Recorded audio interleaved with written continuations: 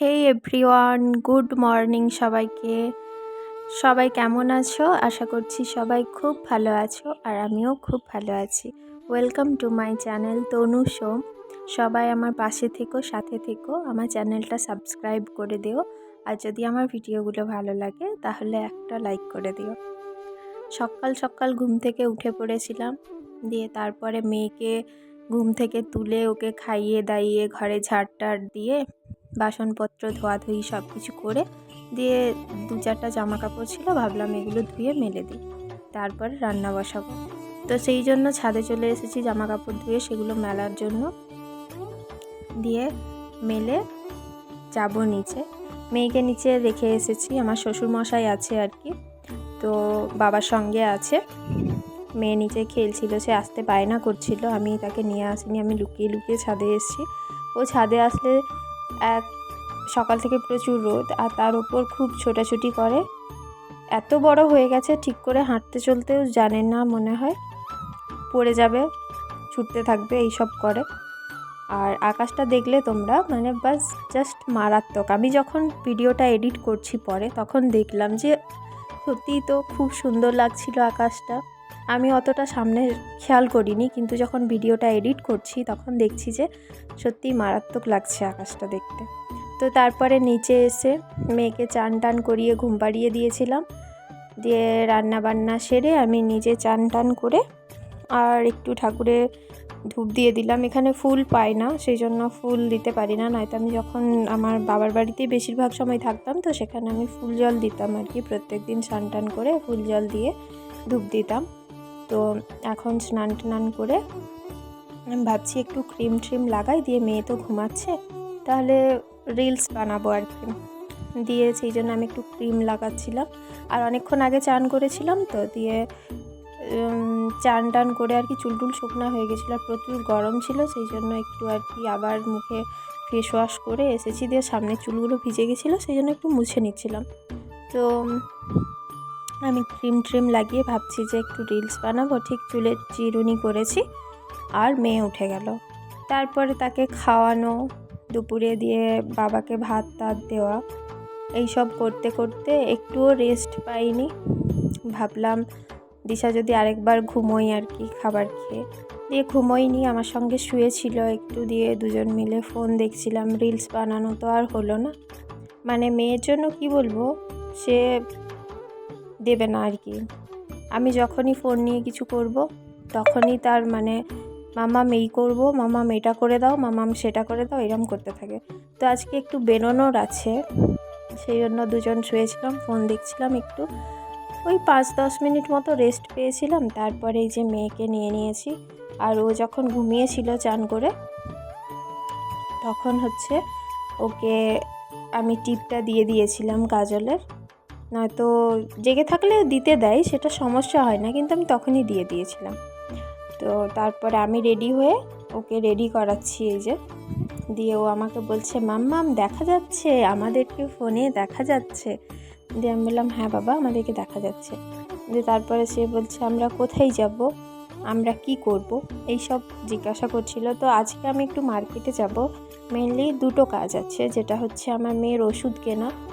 আমি এর আগেও খোঁজ নিয়েছিলাম ঝাড়গ্রামের ওষুধ, মানে একটা ওষুধ আর কি, মেদিনীপুরে বেশ কিছুগুলো দোকান দেখেছিলাম, সেখানে ছিল না, পাইনি আর কি। তো আজকে ভাবছি যে সাইডে বেশি ওষুধ দোকান আছে সেই সাইডে যাব, দিয়ে দেখবো ওষুধটা যদি পাই। কিন্তু ফাইনালি আমি ওষুধটা পাইনি, ওটা হয়তো ঝাড়গ্রামে ছাড়া পাওয়া যাবে না, এখানকার হয়তো ডাক্তাররা ওই ওষুধটা লেখে না, তো সেই জন্য আর কি ওষুধ দোকানে সেই ওষুধটা স্টক নেই। তো তার জন্য আর আরেকটা যেটা ছিল কারণ, সেটা হচ্ছে আমার মেয়ের বার্থডে ড্রেস দেখা মানে কি, যদি পছন্দ হয় তো তাহলে নেব। তো মেনলি দুটো কাজ আছে, যাব একটু। তো যাওয়ার পরে আমরা এই যে বেরোবো, দিয়ে মেয়েকে রেডি করাচ্ছিলাম। প্রথমে আমি প্যাম্পার্স দিইনি, প্যান্ট দিয়েছিলাম, আবার খুলে দিয়ে আবার ঠিক করে, তারপরে এই যে তাকে জুতো টুতো পরিয়ে নিয়ে দিয়ে বেরিয়ে যাব, সব কিছু ঠিকঠাক করে ব্যাগপত্র গুছিয়ে।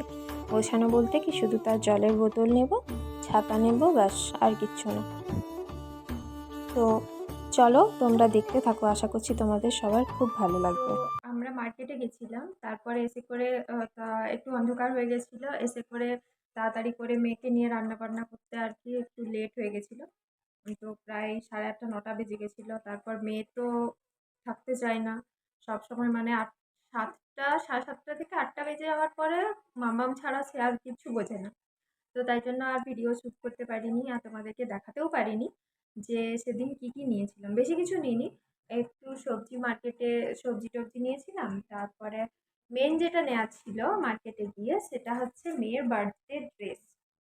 সেটা হচ্ছে এটা, ঠিক আছে। সামনেটাতে নেটের এরকম করা আছে, দেখো দেখতে পাচ্ছ, আর স্টোন লাগানো আছে। তো এটা নিয়েছি, এটা অনেকগুলো কালার ছিল, একটা পিঙ্ক ছিল, স্কাই কালার ছিল, এটা ছিল নেভি ব্লু ছিল। তো আমার পিঙ্ক কালারের তো প্রায় অনেকগুলো এই টাইপের ফ্রক আছে, সেই জন্য ভাবলাম এই টাইপের তো নেই একটা, তাই জন্য এটা নিলাম। এটা নিয়েছি, ব্যাক সাইডটা এরকম বাস প্লেন, সামনেটাতে এইরকম একটু ডিজাইন আছে, এটা নিয়েছি। তো এটা এসে ওকে পরানোর চেষ্টা করেছিলাম, পরতে তো চাইছে না, তো এইটা নিয়েছিলাম। আর ওর এক সেট জুতো নিয়েছিলাম, তো জুতোটা পরিয়ে দেখার পরে ও আর খুলতে চায়নি, তাই জন্য আর কি আর সেটা হচ্ছে না আর কি, দেখাতে পারছি না। তো ওটা এখন নোংরাও করে দিয়েছে। আর বিশালে ঢুকেছিলাম আর কি শপিং মলে, সেখানে এই টি শার্টটা নিয়েছি। এটা এটার দাম হচ্ছে 99, মাত্র 99 টাকা। তো এই টি শার্টটা নিয়েছি, জানি না কবে পরবো, আদৌ পরবো কিনা। পরি না, কিন্তু মানে ভালো লাগলো সেই জন্য নিলাম। আর সব থেকে ভালো লাগলো আমার এই যে এখানে যে কালারটা আছে, এটা ক্যামেরাতে অতটা বোঝা যাচ্ছে না, এই কালারটা খুব সুন্দর। আর এই কালারটার উপরে এটা খুব সুন্দর লাগছে, সেই জন্য এটা নিলাম। আর নিয়েছি, বিশালে ঢুকেছিলাম হচ্ছে মেয়ের ডাইপার প্যান্টস নেওয়ার জন্য, তো এটা একটা নিয়েছি। আর ওর জুতো নিয়েছিলাম, আর ওই ফ্রকটা নিয়েছি, আর ওই টি শার্টটা নিয়েছি।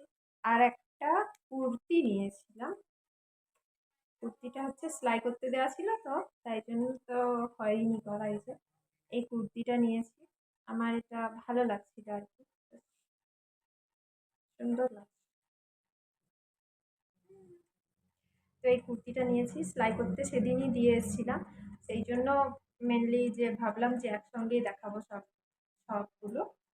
তো এটা নিয়েছিলাম, এটার দাম নিয়েছে, প্রথম বলেছিল 250 টাকা এলআইসিতে। তো 250 টাকা বলেছিল, সেখান থেকে আমি বলছি যে না, আমাদের সেখানকার, আমাদের ঝাড়গ্রামে তো এত রেট না, এত দাম না। তো সেখানে আমি বললাম যে এগুলা 130 টাকা 150 টাকা করে বিক্রি হয়, দিয়ে বলছে না না এরকম কখনো হয় না।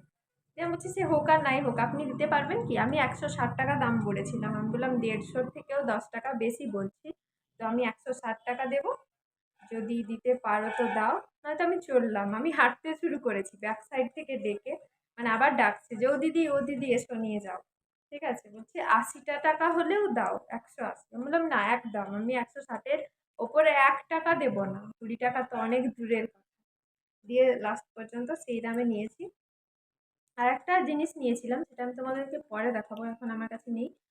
তো এগুলোই নিয়েছিলাম সেদিন, আর সেদিন এসে করেও দেখানো হয়নি, পরের দিনও আর কি ইয়ে করা হয়নি, সেজন্য এটা পরের ভিডিও, আমি ক্লিপটা পরে নিচ্ছি। সেই জন্য আমি ভাবলাম যে ভিডিওটা যখন এডিট করবো তো তখন তোমাদেরকে কী কী নিয়েছিলাম সেটা দেখিয়ে দেওয়া যাবে।